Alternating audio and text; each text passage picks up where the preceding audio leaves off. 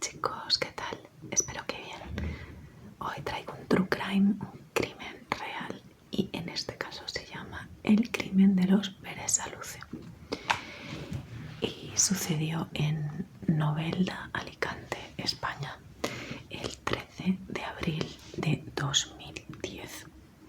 Novelda era un pueblo muy tranquilo y la finca Imaz, lo siento, estamos de fiestas en esta parte de la ciudad y se escuchan algunos fuegos artificiales. Bueno, perdón. La finca Imaz era como se llamaba el sitio de los hechos, ¿vale? Era una finca bastante grande donde había empleados que llegan por la mañana a trabajar y se encuentran el horror. El matrimonio apareció asesinado. Eran los dueños de la finca Imaz, muy conocidos y bastante exitosos y también queridos. Tenían negocios en el sector del mármol y les había ido muy bien. Los encontraron en el salón. Se trata de Francisco y Susana, su mujer. La puerta no tenía pasada la llave. En la escalera hacia el piso de arriba estaba ella, boca abajo, la pobrecita, y en el suelo del salón el marido. Llamaron a la policía, lógicamente. Esta pobre gente trabajadora, empleados del hogar bueno, encontraron todo súper destrozado, todo estaba destrozadísimo. Él, el dueño, acababa de jubilarse y vender el negocio, que compró una empresa alicantina y vivía retirado en su finca tranquilo, muy bien acomodado evidentemente, pero ahí retirado y feliz. Tenían 3 hijos. Se inicia la investigación judicial y les llama la atención el ensañamiento que se practicó en dicho crimen. Parece un robo como que hubiese terminado mal, porque todo está destrozado. Pero en la puerta trasera de la finca encontraron el candado abierto. Raro, raro. Tras esa puerta resulta que hay como un camino de tierra y luego ya de asfalto. Y en ese camino encuentran una huella de rueda. En la parte frontal de la casa, porque esto era en la trasera, son caminos que suelen utilizar los trabajadores o demás, pero en la puerta delantera de la casa encuentran los cristales blindados rotos. O sea, tenían cristales porque claro, todo era como de bastante nivel y lujo, y por seguridad pues tenían cristales blindados. Pues los habían roto con proyectiles, o sea, con disparos. Comprobaron que la terminaron de romper con piedras porque los cristales blindados eran buenos y con piedras los terminaron de romper para poder acceder. O sea, entraron por ese camino trasero que el candado no estaba puesto y ya dentro, porque para que no os liéis, no os estoy hablando de una puerta fuera, sino claro, la puerta delantera de lo que es ya la casa. Era lo que habían en las ventanas, roto los cristales, blindados.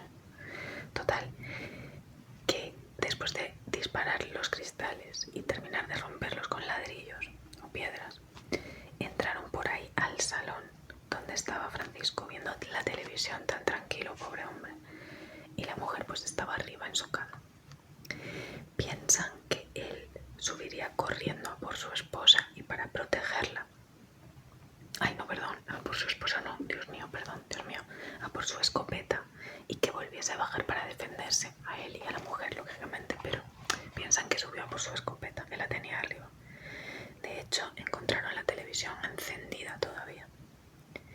En la espalda tenía huellas de pisadas. Suponen que para amenazarle y sacarle información, pero con mucha violencia. Recordemos que era un hombre mayor. No hacía falta hacer eso. Forzaron la caja fuerte, que además estaba vacía, así que creen que Susana seguía arriba sin saber qué pasaba porque estaba algo sorda, tenía problemas de audición. Que por cierto, la caja fuerte sospechan que se llevaron muchísimo dinero porque él era una persona que solía tener bastante dinero en casa, por eso tenía una caja fuerte. Entonces, volvemos a la mujer. Creen que Susana estaba arriba sin enterarse de nada porque le fallaban los oídos. Y entonces que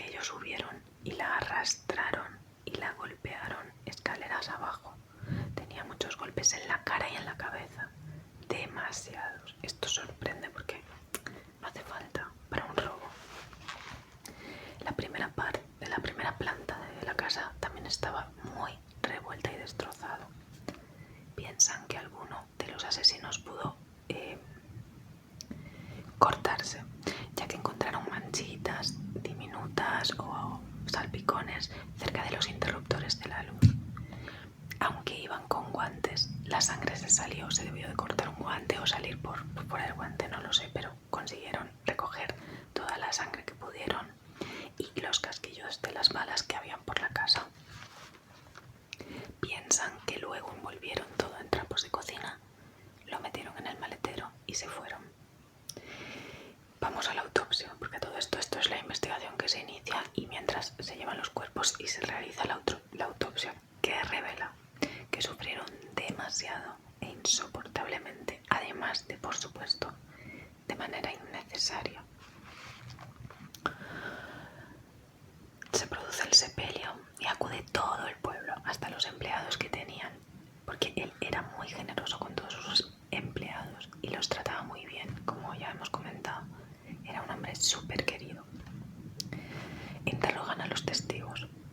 Por la tarde, el día 12, o sea, esa noche anterior, declara el jardinero y su familia estuvieron celebrando la Pascua dentro de la finca. O sea, la noche del suceso, no la noche anterior. No se sabe a qué hora se cometieron los hechos. Y que estaban celebrándolo, ¿no? Allí con su familia dentro de esa finca. Luego el jardinero vivía como en una casa cercana a la casa de los dueños dentro del recinto. Entonces estaban celebrando la Pascua dentro, en otra casita. Y que entonces sale el hijo del jardinero y se fija en que había un Mercedes de color gris con 2 personas o 3 y que podría identificar al menos al conductor, a los demás no. En el camino de atrás, no en la parte de atrás. Otra gente también, otros testigos también vieron ese vehículo y estaba aparcado alrededor de la finca. O sea, lo vieron en diferentes partes. Debían de estar vigilando, ¿no? Las horas en las que los ven van entre las 7 de la tarde y el último testigo que lo ve a las 11 de la noche, a las 23 horas. Coinciden las horas en que se cometió el crimen por la autopsia y por lo demás, ¿no?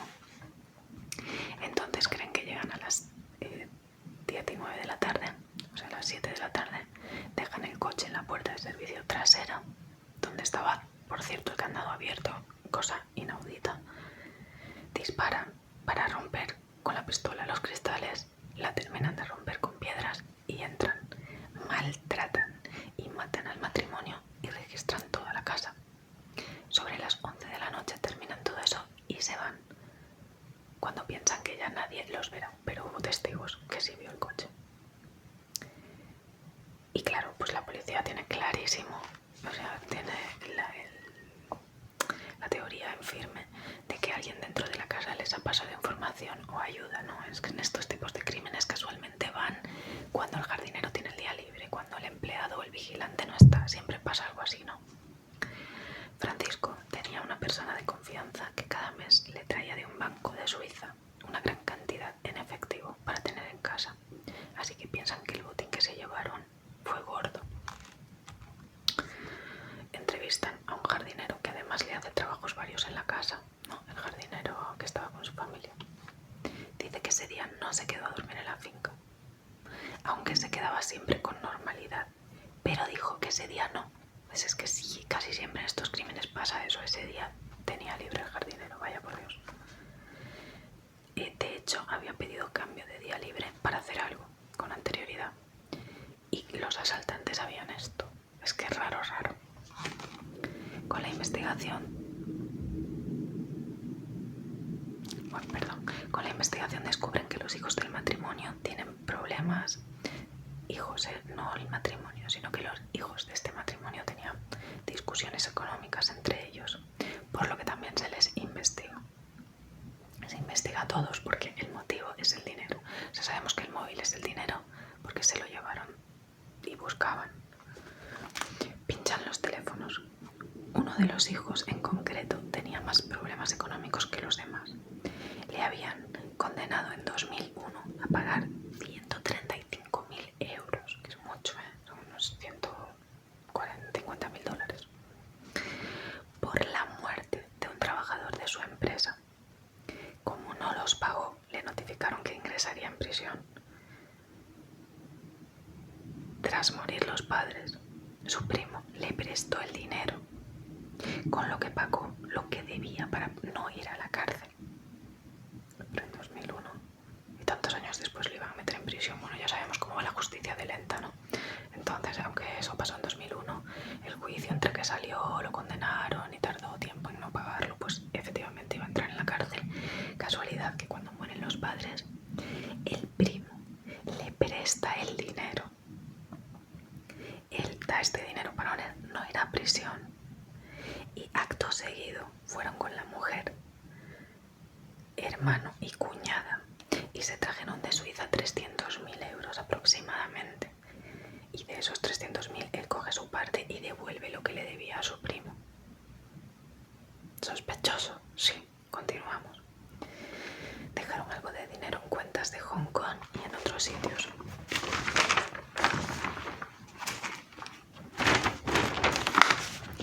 Total, en julio de 2010 llega un informe de balística de un crimen que en Almería, que encaja con esas balas, o sea, en otra ciudad, y encaja las mismas balas, ¿vale?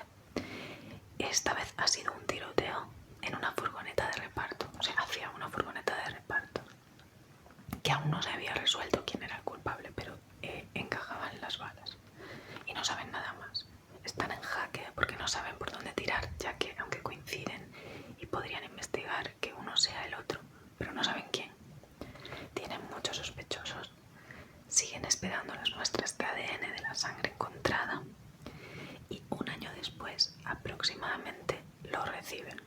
Recordemos que en 2010 se tardaba casi un año en tener un resultado de ADN. Gracias a Dios esto ha evolucionado mucho. Total, el ADN lo han encontrado en un coche que utilizaron en un robo con asalto en Jaén, un tercer acto que coincide. Los dos detenidos son dos personas de Rumanía, que les llaman el rubio y el toro. No son ese ADN que aparece, aunque aparece en el coche.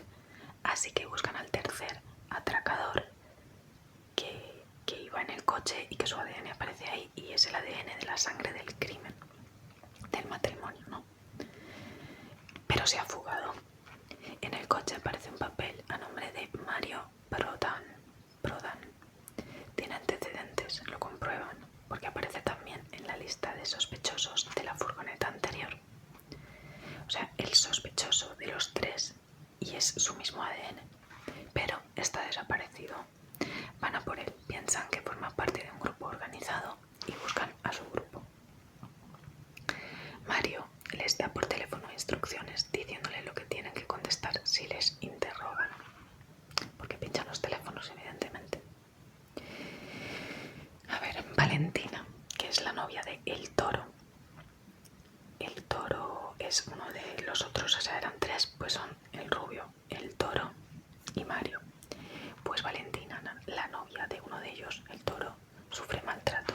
Cuando la interrogan, cuenta que ellos tres, o sea, el marido más los otros dos, participaron en lo de Novelda, o sea, en el atraco al matrimonio con su asesinato, y que él volvió de madrugada lleno de sangre y que le dijo que se callara, que a ella no le importaba lo que hubiera pasado, y que al día siguiente uno de los otros dos dijo: ¿qué cojones tuvo este? Lo que ha hecho al viejo. Por suerte, en una identificación de vehículos lo detiene, o sea, en una identificación de vehículos que nada tiene que ver con este caso, que estaban ahí identificando por un control rutinario, tienen la suerte de detenerlo y le extraen ADN. Esperan que coincida, y sí, coincide total. Detienen a los tres y a la mujer acusada de encubrirlos. Pero, ¿y el cómplice? Se le toma declaración al juez, porque claro, decís vosotros que el cómplice, bueno, se piensa que alguien tuvo que pasarles información y que además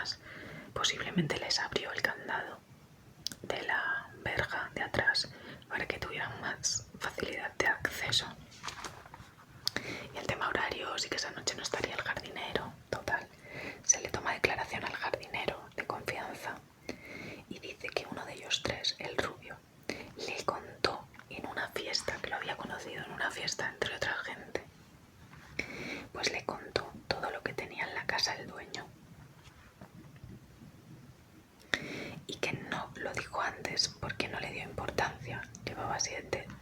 O sea, a ver, el jardinero en una fiesta mientras bebían y charlaban, estaban hablando, y el jardinero le contó a este personaje de los tres todo lo que ese hombre tenía en la casa, porque lo idolatraba, lo adoraba, le decía lo generoso que era, y él, según él, pues le cuenta sin ningún tipo de maldad, inocentemente y orgánicamente, que tenía un montón de cosas dentro de casa, ¿no? Y que no lo explicó antes a la policía porque no le dio importancia.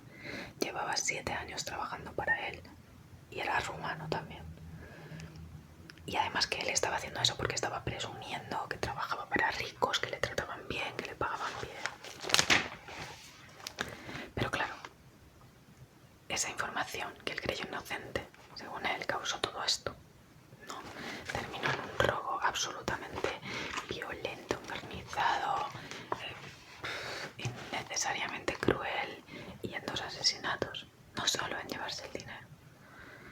Total, que el 14 de noviembre se celebra el juicio y allí uno acusó al otro. O sea, Mario Prodan declaró que era inocente y que fueron los otros dos que fue el y al final esto se resolvió así. El jardinero fue inculpado por detalles, porque había abierto la puerta, pero nunca jamás volvió a hablar con ellos y no encontraron ningún vínculo posterior, por lo tanto al final quedó libre. Pero a esos 3 sí los condenaron a 90 años. Y el jardinero libre, porque no se pudo demostrar, aunque tienen sospechas de que directa o indirectamente los haya ayudado. O sea, indirectamente ya saben que sí, porque él lo ha dicho, que tuvo esta conversación, pero aunque pudieron pensar que él les facilitó la entrada y el horario, nunca lo pudieron demostrar porque jamás encontraron una conversación o unión, ¿vale? O sea que todo el mundo es inocente hasta que se demuestre lo contrario. De los otros 3 sí se demostró, les cayó 90 años a cada uno de cárcel. Y a la mujer del Toro también, que eso me sorprendió porque pensaba que, no sé, alegando sufrir maltratos y estar coaccionada, que pudo ser perfectamente que la hayan coaccionado. O sea, quiero pensar que en el juicio se tuvo eso en cuenta, ¿no? Pero sí, evidentemente no todos estos años, pero sí que tuvo una condena. Bueno, que 90 años pues está bien para lo que son las leyes y para tener en cuenta que nadie le va a devolver la vida a esas personas, repito, o sea. Pero bueno, también este caso es un poco raro porque los hijos parecían también, al menos uno, que pudieran tener ese interés oculto, ¿no? Hace como giros en toda la investigación, porque pasan cosas extrañas de deudas con el hijo, que justo al morir pilla tanto dinero y... Pero bueno, yo creo que igual pillaría ese dinero del padre, seguramente su padre se lo hubiera prestado. Ya veis, el hijo no tenía nada que ver, o no, a ojos de la ley no, desde luego. A ojos de la ley pues se culpó, o sea, se declaró culpable a estos 3 y 90 años de cárcel, que dentro de lo que cabe está muy bien. Y digo entre comillas muy bien porque nunca está muy bien pagar con cárcel una vida, no está bien quitar vidas, ¿no? Pero bueno,